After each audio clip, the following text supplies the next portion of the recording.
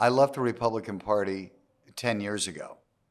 I did it because I saw the direction it was going. It didn't, line up with my values. When my values, like I said, are you accept everybody, celebrate everybody, the diversity of the city is the strength of the city. That's not where they were heading. Hello, all, and welcome to Marsha, the podcast. I'm your host, Marsha Molinari, and you are here listening to the podcast that brings true and heartfelt human connection. I believe if you don't know about it, you can't care about it, and that's why we're here today. Hi, everyone. Welcome back to Marsha, the podcast. I have a very special guest today. It's Rick Caruso. Hi, Rick. How are you today? Hi, Marsha. I'm great. Thank you for having me. So you're running for mayor, right? Yes, I am. Very excited about that. I'm excited for you. Thank you. Let's get right into it. Let's get into why we should vote for you for mayor. I mean, we know the things we do know about you. You're a successful businessman. You have a successful real estate company. And, I'll tell you that, when I tell people that I was interviewing you today, the first thing they want to go into is the one thing, and they put you together with Trump because of these two things. But there's so much more to you that I know, and I want you to tell the audience what's the difference. Well, thanks for the opportunity to do that. Definitely. I am nothing like Donald Trump, and I want to make it clear to everybody that I never supported Donald Trump. I never gave him a dime. He wanted actually to campaign at the Grove, and I banned him from the Grove. He was very upset. When he first announced that he was running, I was clear and on the record that I didn't think he had the integrity or the character to be president, and as we all saw, that proved to be true. So many of us felt that way. But the problem with this campaign is it's by the opposite side, who I'm running against, really want to make it about scaring people and identity politics. And, I'm a man of my faith. I'm a man of my family. I believe in my community. And I have a core value that I love and accept everybody. And I want people to celebrate their lives. And that's what's driving me to run. And if there was ever a time, Marsha, that we see the danger and the corruption and how our system is broken, it's been over the last couple of days. Definitely. Well, let's talk about that, because there are 3 council members that were recently caught on a recording of them being very racist, saying terrible, terrible things. What are your thoughts about that, and what can we know that you're going to do to keep your council members from being anything like that, to having a diverse table of people that represent all of Los Angeles? And that is, that goes all the way through. Right. And everybody wants to be seen represented in, the city council. I would start by saying I have zero tolerance for corruption. I have served this city starting with Mayor Tom Bradley when I was 26 years old, and then serving under Dick Reardon, and then serving under Jim Hahn.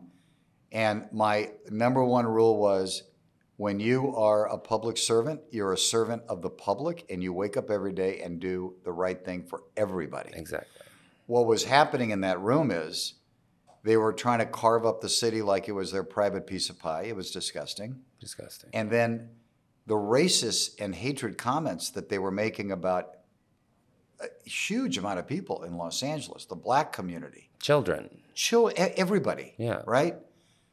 Zero tolerance. I called for them to resign. I just found out that Nuri finally resigned. The other 2 need to resign. Yes. In City Hall, I will have zero tolerance for any of that. You act that way, and you gone. did this right away. Right away I did it. Yeah. I did it early. That's important. Because it was the right thing to do. You're right. I wouldn't allow it in my own company. If you want to know how I operate and what my core values are and where my heart is, come to any one of my properties. Do you feel welcome? Of course. Definitely. Everybody is welcome.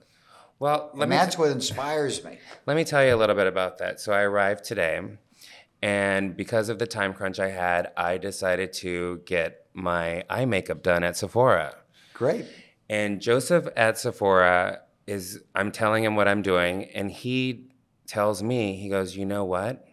Rick is great. And you know why? because he has a clear plan. I looked up at him and I said, you know Rick's plan? He goes, oh, I've heard him speak and I know his plan. And he gave a clear plan where most people don't have one. I'm just getting my eye makeup done. And like, he's telling me this. I love it. And so, and I can tell that through the last couple of months of knowing you, through everyone that works with you, through people that I've known that have volunteered for you, they have all had the most beautiful things to say about you, the most welcoming things to say about you. And the other things that do get said about you, like I said, the Trump things, they immediately are like, yes, lots of people like to think this, but working on his campaign and working with him personally, he's nothing like what everybody immediately wants to jump to. Yeah, with these pre-perceptions of, without even doing research, I've had my own friends be like, well, he's this, he's that. I said, well, have you actually heard him speak? Because I'll tell you, my business partner, when he first introduced me to you, he said, Marsha, I'm not pushing him on you. I just want you, please, to have an open ear and come. And after that, you can decide. And I'm always ready to learn and listen. And so when I did come that first night, you were ready. And you were welcoming. And that was important. And everyone in your team was overly welcoming. And what they had to say about you, and it wasn't just because I know people want to go back on how you just became a Democrat and all these things, but these are people that have been with you for years and years and years. And I do actually want to touch base on how people want to say you just became a Democrat, because I was telling people in this room, if my mother can change from being a Republican because of what she saw that was happening in the Republican, just like you, right? She is the last person on this earth that I would ever think to change her political views.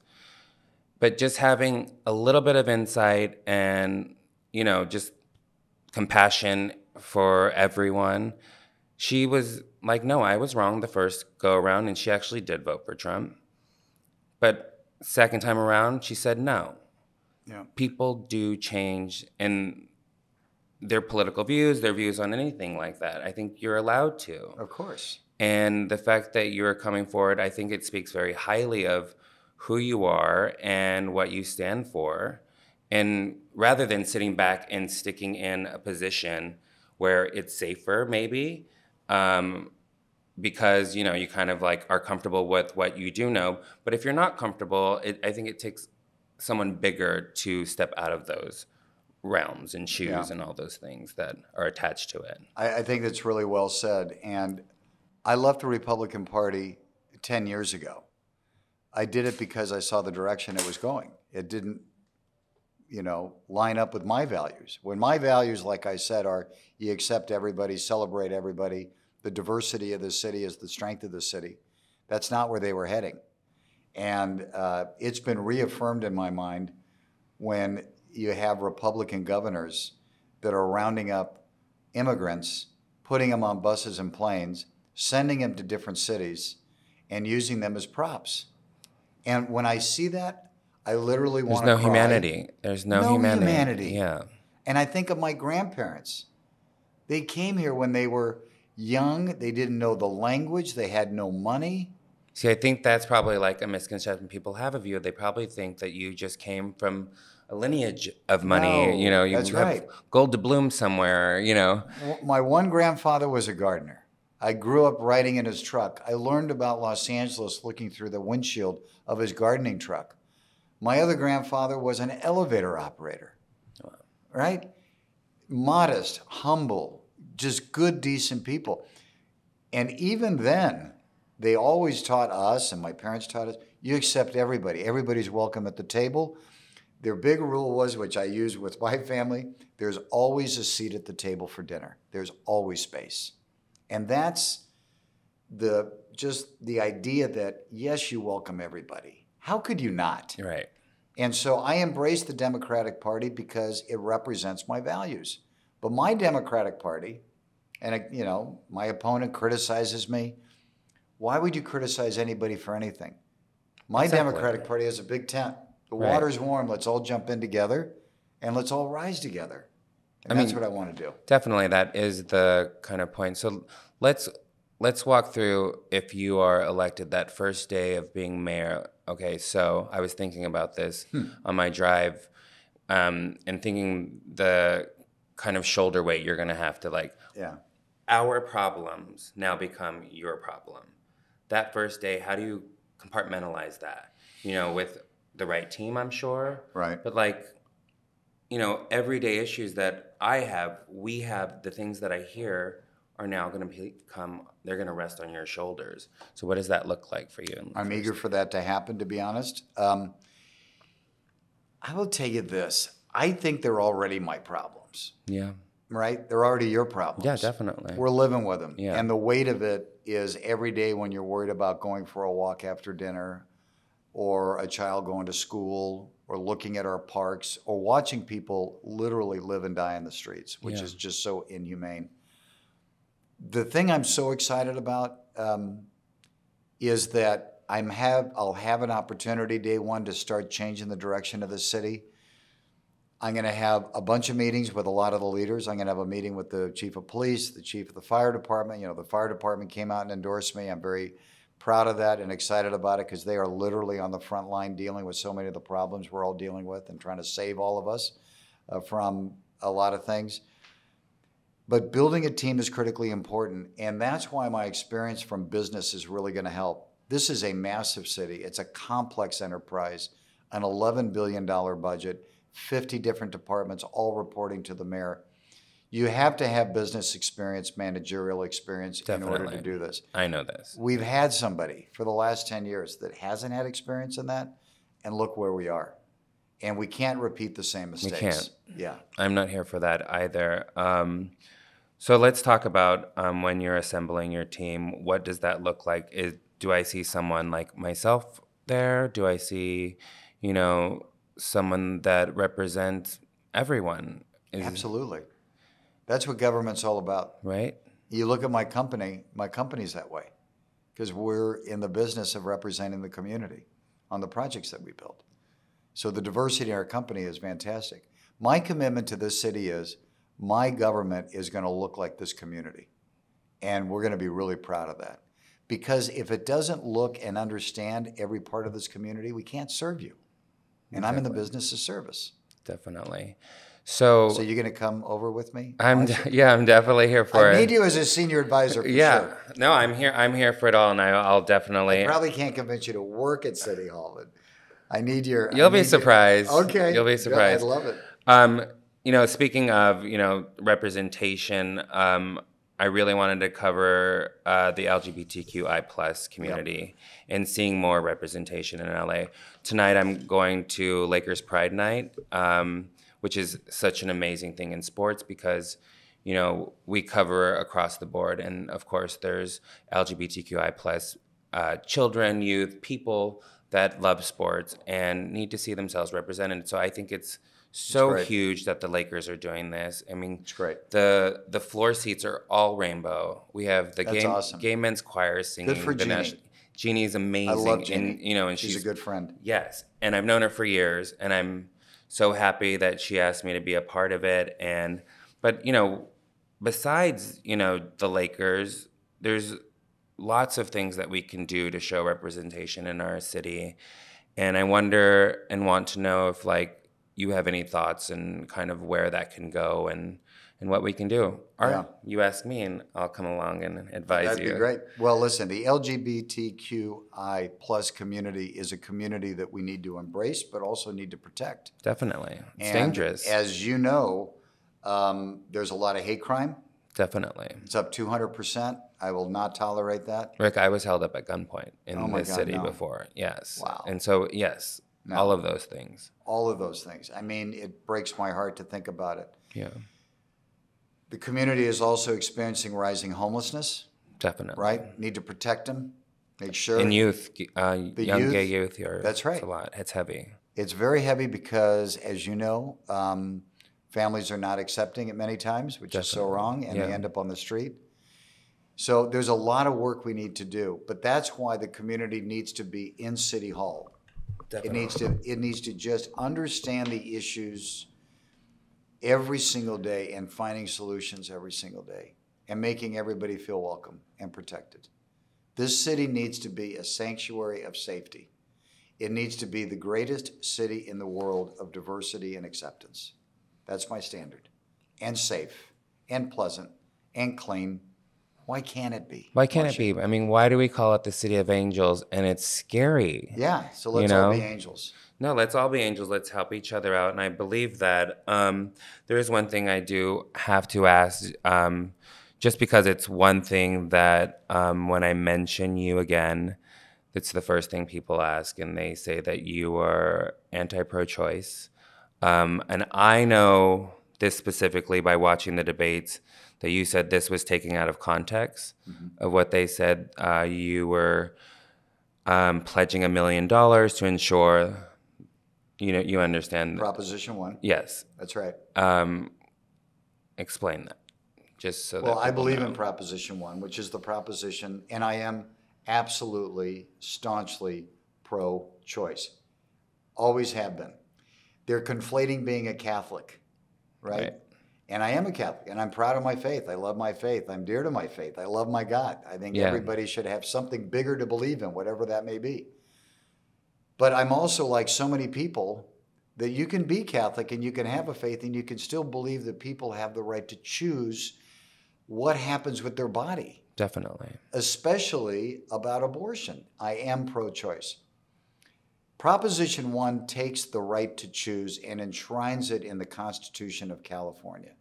I support that. It was proposed by Gavin Newsom, who's a good friend of mine. I pledged $1 million to help get it passed. The funds are in there to pass it. So again, this is being used as an issue because Karen doesn't want to talk about the real issues. This is not an issue. This is all settled. I couldn't be more clear about it. But thank you for asking. No, I want people to know what I already know. If people did not take the time to watch the debates, and I want to tell you that unfortunately, I think there's a large part of my community that just don't trust people in politics, and rightfully so. Rightfully so, right? That's why I'm not a politician. Exactly. But you are coming into a position of power, and we want to know what would make you different than everyone else, but then what you've already said. Because I've never built my life being beholden to somebody else or worrying about doing what's politically correct to get reelected or reappointed. And you can't be bought. And I can't be bought. And I get to do things like I've run my life that are just based on let's do what's right. And take the consequences where they may be. I'm fine with that. When I took over LAPD, was appointed as a president of the police commission, it was such a terrible time in LA, like we're dealing with now. It was after the Rodney King beating. Crime was spiking. It was terrible. We were 800 officers down, blah, blah, blah, blah, blah. And everybody wanted me to keep, everybody being the political class, wanted me to keep the current chief of police. He was very popular. He wasn't a good chief of police. And so I fired him. And Marsha, it was a crazy time where I was building the Grove, that was 20 years ago, and they were lighting me in effigy in front of City Hall, burning me. They were marching on the job site here to shut it down, to put pressure on me. And my poor wife would call and just say, Rick, they're burning you again. You're on Channel 7 News. And I would say, don't worry about it. I'll be home for dinner. I couldn't understand how to deal with that, but But you just do what's right. Yeah, I guess you're right. You it gives you separate strength. it from what is happening here. And I called Mayor Hahn at the time, and I said, listen, if you want to fire me, fire me. But this is the direction I'm heading. And God bless him. He said, you go do what's right. And I did. And we brought in Bill Bratton, and we changed the course of LAPD with reforms, and we changed the course of crime, got crime down to below levels of 1950. Wow. Really amazing. Wow. And I mean, we need that. And we need respected that now. the community. Definitely. Community policing was critically important, and I'm going to bring that back. Let's talk about that because, I'll tell you that a lot of times that it's kind of scary to go up to a police person because there's not that relationship. I remember, when I went to high school, it was in Central California. It's a smaller agricultural town. We had relationships with the police there. You know, you get caught doing something and they're just like, they'll kind of tell you like how it is, like if like an older brother, and you know they'll send you home. It's not it's not like we're gonna throw you into the back of a car and you know wreck you. This was like actual relationships, and you felt that you could be safe around them and feel safe around them. And I think what you're saying now is needed. It is, and that really is. Your description is the best description of community policing that we brought in 20 years ago, and it's the real need for what's called senior lead officers, SLOs. That SLO that we brought in 20 years ago, and they've lost a lot of them, we need to bring back a lot more, is literally the cop walking the beat, is knowing the shop owners, is walking through the park and knowing the kids, is knowing the families, giving out their cell phone and saying, if you need something, just call me directly. Don't worry about going through 911, right? Building trust. You cannot prevent and reduce crime unless you have a police department that's dedicated to building trust. There will be people that will never love the cops, right? But you at least want them to trust the cops. Definitely. Right? And that was always my philosophy and Bill Bratton's. And literally, that's how we got crime down. Yeah, because you have to know your community and know people around you. Just sort of like actually thinking about what you did today, riding the subway. Yeah. How was that? It was great. You know, I was aboard the Gold Line. This is the second time I've done it in the last couple of weeks. Again, because I want to experience what Angelenos are experiencing. But talking to people on the subway, talked to a homeless gentleman. You know, it was very tough to talk to him and hear his story. I was talking to a student. I was talking to a Latina that works. They're scared to write it. They're scared, particularly at night. Yeah. And when I wrote it a couple of weeks ago with Cassandra, a great mom, Latina, with telling me experience what I experienced riding the subway with my son, the dirt, the filth, the elevator didn't work, the escalator didn't work. There was a gentleman in a wheelchair, disabled, that was screaming because he couldn't get down to his bus. Encampments. How can you allow this to happen? It's just, again, it's the broken system with the broken leadership. And I feel for the people that are so dependent on that form of transportation. You want to make it a pleasant experience. Yeah. You want people to feel safe. It's not complicated. Right. It just isn't complicated. And the metro is like, it helps to get from point A to point B, and like, but if that's not safe, then what do you do? And allow people to do their jobs. Exactly. Allow people to go to school. Yeah. Right? And so that's going to be a day one issue. Start cleaning it up. Get the elevator. Can you imagine if you came to one of my properties and it was filthy dirty, the escalators didn't work, the elevators didn't work, and you didn't feel safe? Wouldn't come. I'm out of business. Yeah. But the city doesn't go out of business. But the culture needs to be, if we don't do what's right, we're going to go out of business. And let me tell you something. Cities do eventually go out of business. Right. And that's what's at stake right now in our great city, is people stand up and say, I'm leaving. More people left Los Angeles last year than the history of Los Angeles. More businesses did. That's frightening. That's scary because it affects all of us. Yes. We got to turn it around. Well, let me paint a picture for everyone. So, as I said before, I was getting my makeup done at Sephora here at the Grove, and Joseph, my makeup artist, had lovely things to say about you. So I come into your office, and everyone's gone. And I'm like, what's going on here?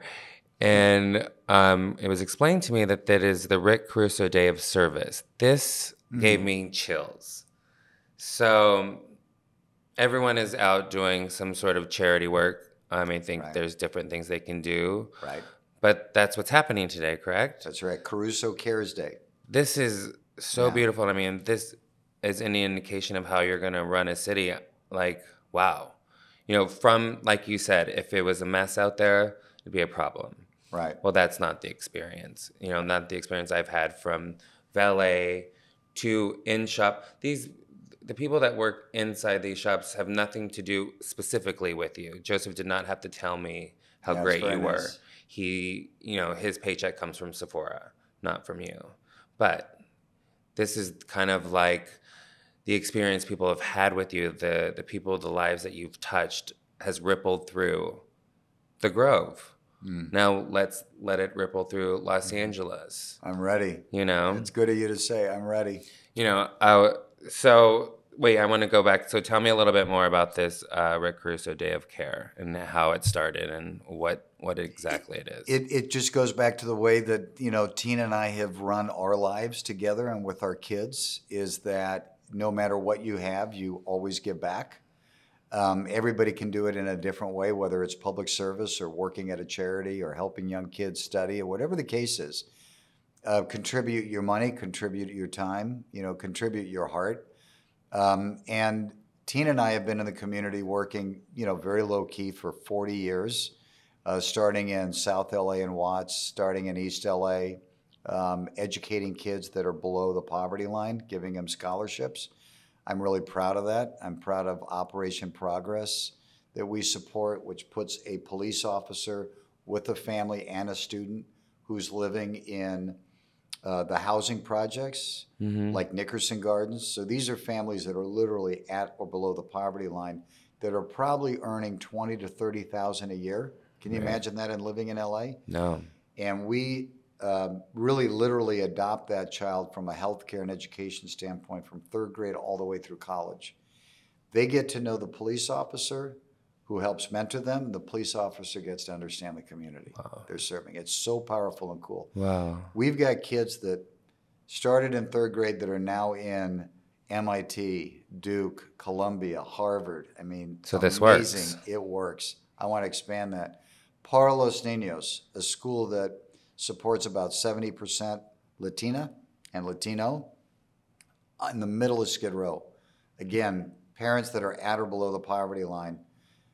They're taking their kids across Skid Row, the greatest sea of inhumanity that our elected officials have allowed, into this little school that is actually a slice of heaven. I'd love to take you down there one day. Oh, I'd love to see it. The only problem is you will cry. Like, my wife goes down there because we all work down there as a family. You just cry all day out of joy. Right. Seeing, and it's just amazing. So I brought that same thing in the company. And I took everybody in the company a couple of years ago down to Para Los Niños and down to Operation Progress, down to the projects late at night when you really see the danger of the gangs, and said, every one of you is working real hard and making this company profitable. And because of that, we're allowed to give back to those communities, and it's because of you. And so we've instilled this Caruso Cares Day. There's a whole bunch of charities you can sign up for. You don't have to be the one that necessarily we're supporting. You do something you're supporting. Some of it is planting trees. Some of it is cleaning sidewalks. Some of it is working at Para Los Niños today or Operation Progress. Wow. And all of my kids have done the same thing and still do.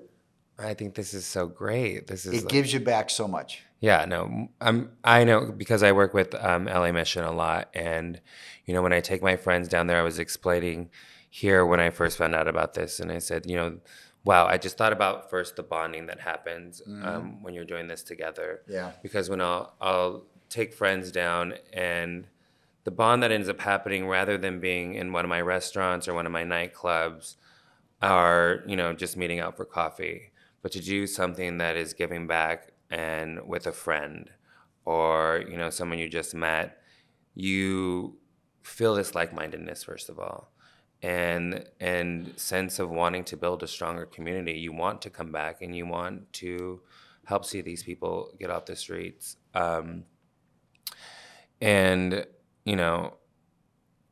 going back to the LA missions, and the homelessness, I remember you said that you had a plan and you had something that's not going to cost as much, but that you found a special builder that builds these homes for. Yes.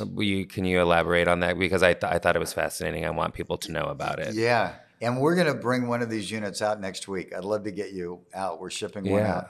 So there's a really cool company called Boxable. And for all your listeners, I would Google it for fun. It's literally BOXBL.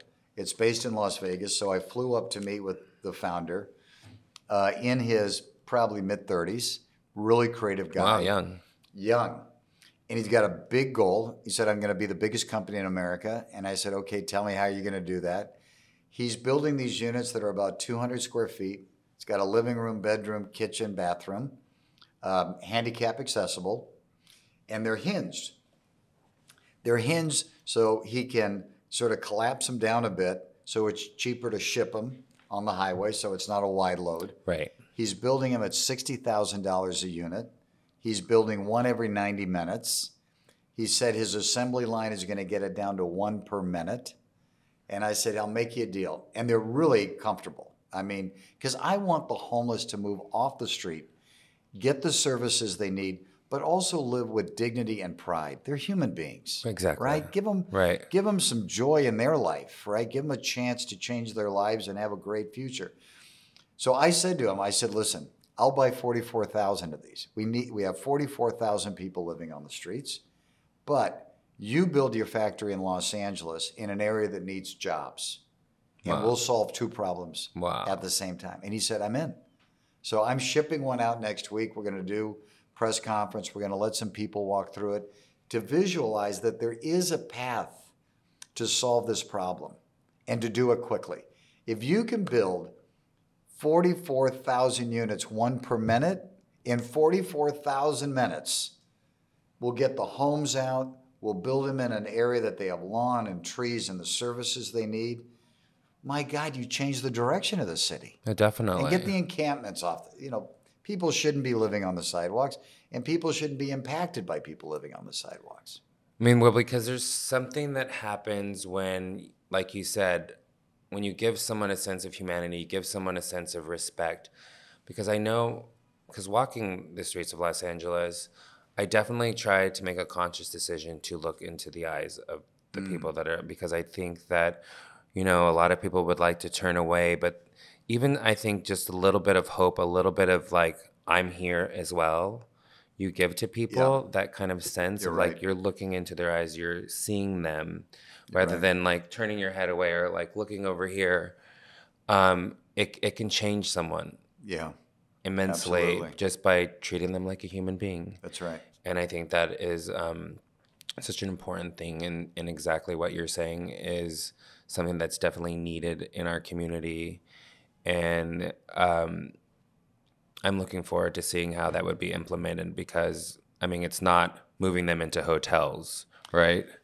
No, that hotel idea is a terrible idea. Of course, it doesn't. It's not going to work. And I don't even see how that would even get brought up as an idea. Well, that's the leadership of the city we have right now. Right. And can you imagine if you're in the hotel business, you're going to be put out of business? No, that just... Yeah. Why would you do that to someone else's business? I mean, that goes along... You don't need to. Right. Right. And that goes along with, I remember you saying that right now, currently, the LAPD cannot remove people, correct? Like they're not allowed to. They're not allowed to. Right. And I mean, and with that respect, it affects the business owner currently that they're sitting in front of. That's right. And that kind of ripple effects then possibly could get them to be homeless because they can't run a successful business. Right. It's a domino effect. It's a domino effect. Right. And like, where does that change happen? Is that with the commissioner? That change happens, I think, also with the culture and leadership, right? Because everyone seems kind of separated, right? In their different districts. Like, yes. This police station has nothing to do with this one. There's no like one thing, like especially with the metro. Is there just different kind of like districts handling, or no one's handling it? It's a different sort of government entity that's in charge of Metro, but the mayor gets 4 seats, 4 votes on that, so has a lot of authority to help direct it. And the other thing is, the mayor has a big bully pulpit. There's a lot of talk the mayor doesn't have enough power and authority to make change. I just don't find that to be true. I find it to be an excuse. Right. But whatever the power is that we don't have, the mayor doesn't have, we certainly have a big voice as mayor. I'm going to use it. Yeah. Right? And when something isn't right, I'm going to call it out. And mayors need to do that. We haven't had a mayor in a long time that's done that. Well, I'll tell you, there's got to be some sort of power because people are watching like I've never seen before. From Washington to New York, everyone is watching this because there is a power in it. Else people wouldn't watch it or they wouldn't care. who becomes mayor, because if there's no change to be made, but obviously there is change that can be made in a positive way. Would you say to people that are leaning more towards Karen Bass right now, and how do we get them over to the Rick Caruso side? Well, what I would say is, listen, I respect everybody's opinion on this, and I absolutely respect the fact that there's going to be people that just feel Karen Bass is going to be a great mayor. But I would ask people to look at track record and performance and what's proven by somebody, because past performance is the indicator to future performance. Karen's had 20 years in office. Wow. 20 years. And are you happier with your city? Are you happier with your neighborhood? Do you feel safer? Do you feel like your children can walk to school alone? Do you go out now and take off your jewelry and your ring? And I do. Right. My wife the other day was taking off her wedding ring, and I thought she was leaving me. I was joking with her. She said, I'm going to the market. No way. And then I saw yesterday she's wearing a different ring. She said, I just bought some cheap phony ring to put on. Yeah. What is happening? So if you like the direction we're heading. I mean, that's trauma. That's even if you haven't personally experienced it, but you know that it's possible, that is trauma that sits in. Like I said, I was held up at gunpoint. I know where I am all the time. Like, for instance, even walking across the street to my own nightclub where all my security guards are. Yeah. I am terrified to walk across the street. So my bag gets hidden. I don't walk with my bag. Yeah. I have a Isn't that specific. terrible? Yeah, it is, because I walk with a specific jacket that has a hoodie. Wow. And I cover up and I walk straight into where I need to go, where I feel safe. And then I take all the things off. Yeah. You know, it's almost as a level of fear of when I'll tell you when I went to Dubai. You know, obviously someone like me is not accepted there. They have different policies and they have their own thing going on there. But that fear for me is just as high here in a different respect, where I'm covering up and doing all the things so that I don't get attacked. And, you know, like you said, why do we have to live in a place? Then what's the point? Right. You know, and understandable why people would be leaving. That's why right. we need these changes. That's exactly Because right. I don't want to keep walking on the street and having to think, I think 2 outfits ahead. You know, like I'm changing in the car, or, you know, if I'm coming, you know, to your event is different than if I have to walk down the street and go to something else or pick up my dry cleaning is way different. But if I have to do multiple things throughout the day, this is what's happening in my car. Sweaters and glasses. And that's stressful. It's anxiety. It's a waste of time. It's a waste of not a healthy time. lifestyle. No. That's why you vote for Rick Caruso. That's all I'm saying. Because you said it well. Because you got to change the direction of the city. Again, if you believe the system is working, if you believe government is working for you, Karen is a product of that system. Then vote for Karen. If you believe that you need to have some changes and make you feel safer, the city is dirty. It needs to be clean. The graffiti needs to be off of the buildings. The sidewalks need to be clean. The parks need to be nice for families to enjoy, anyone to enjoy. The beaches should not have encampments on it. People get scared to go to the beaches now. Our tourism is way down. We're not accepting businesses. We're not promoting businesses. 90% of Los Angeles is small business. We make it so difficult for small businesses to operate. I want to make it easy for small businesses to operate, to grow, hire more people, good paying jobs, grow our economy. Support them. Support them. Yeah, I mean, it breaks my heart. You know, it's different because of the pandemic and things closed because of certain reasons with that. But when I see a restaurant, you know, I have my own restaurants, but when I see other people's restaurants and see them, they've closed, it breaks my heart, because I know the level of work, the people that have put like blood, sweat, and tears into opening a place, you know, from every day, from like waiters that love their jobs and work there. Like, you know, so it does break my heart to see other businesses close, you know. Of course. And the domino effect, which you understand because you run so many restaurants and clubs, you close that business, it's not only heartbreaking for the owner. What about everybody working there? What about the servers, the dishwashers, the valet parking? It spreads. Doing the jobs I can't do. Right. You know, and Let's reverse that. It's all collective. And, you know, I agree that something needs to change, and I think that change is here. But I do want to I have to ask you this one question. One of my best friends, August Getty, wanted to know, will you be moving into the Getty home as mayor if you're elected? You know, I love my You home, love your home. and I love my bed, and I love my family. All of my kids live 10 minutes away. Yeah. But I didn't even know this was a possibility. This was brought up to me. it is, and it's a great name. And listen, God bless the great Getty property, family for yeah. their generosity. I'm going to fix it up, and I'm going to use it certainly for events and meetings, and celebrate the great Getty name and their generosity for that home. So I will definitely be using it, but I'll probably go home to sleep. Well, I'll have to definitely come see it for sure. You should. It's great. So Rick, speaking of the community, and I already know about the LGBTQ Center in Los Angeles. Tell me about your visit and how that went. Oh, I'd love to. Well, the LGBTQ Center is one of those bright stars in the city of Los Angeles that is serving the community from youth to the elderly, Yes, to job training, to teaching people how to be chefs. I walked in the kitchen, which I think is one of the coolest ideas in the world. When I saw that, well, one, my niece is a pastry chef, but to give people these tools, to give young youth a sense of belonging. Yes. To be able to work in the cafe and make a wage. That's and right. give them a home. That's right. And give them education.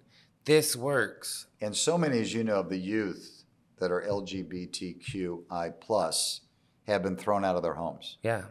That don't have that support system. And how which awful breaks is my that? heart. But Yeah. this foundation gives them that support system, gives them love, gives them pride, gives them hope, giving them a career, give them housing, right, off the street, which is so dangerous for them. Yeah. And I was just really moved by it. And the leadership there is incredible. Definitely. They know what they're doing there. I brought there. my daughter with me. We had just the greatest visit. Yeah.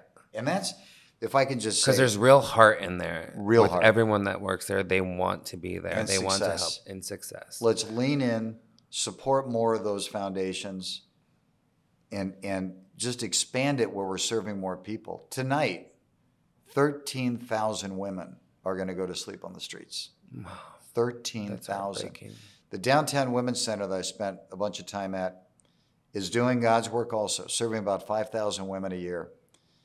But they told me, Amy, the head of it, said, the majority of those women will be assaulted tonight on the streets. They struggle to find safety. That's happening with our youth. That's happening in your community, our community. Definitely. We just got to stop it. We got to stop it now and say we will not allow anybody to live that kind of life anymore. No. That's what I'm committed to. Well, I'm here with you on that. Is there anything else you want to make a point or a shout out before we close out this amazing episode? I honestly don't want to stop talking to you, so. I'm but available anytime. I love talking to you. I know you're on a time crunch. No, my shout out is, as your mayor, there's so much more I need to learn. The journey of being in this campaign has been so exciting for me because I've been meeting people I would never otherwise meet. I've been in the corners of the city I probably would just drive by and never stop and get to know people.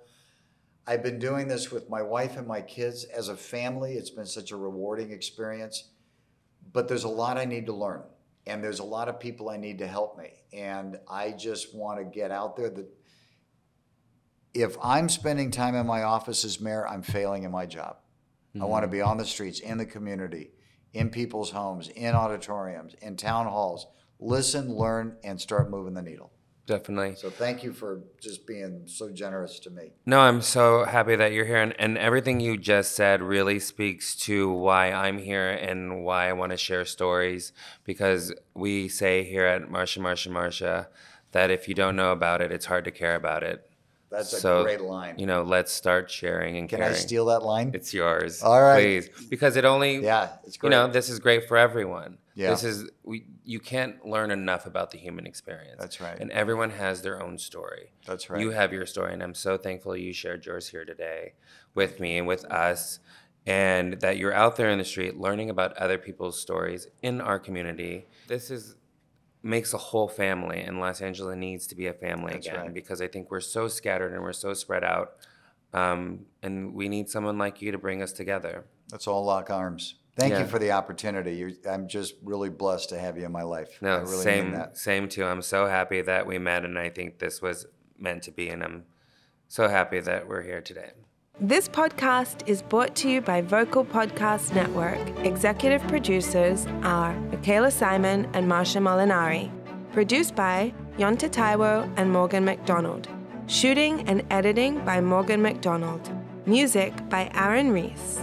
Artwork by Dominic Demetz. And hosted by Marsha Molinari. Remember to follow at Marsha Molinari and at Vocal Podcasts everywhere. And don't forget to rate, review, and subscribe to this podcast.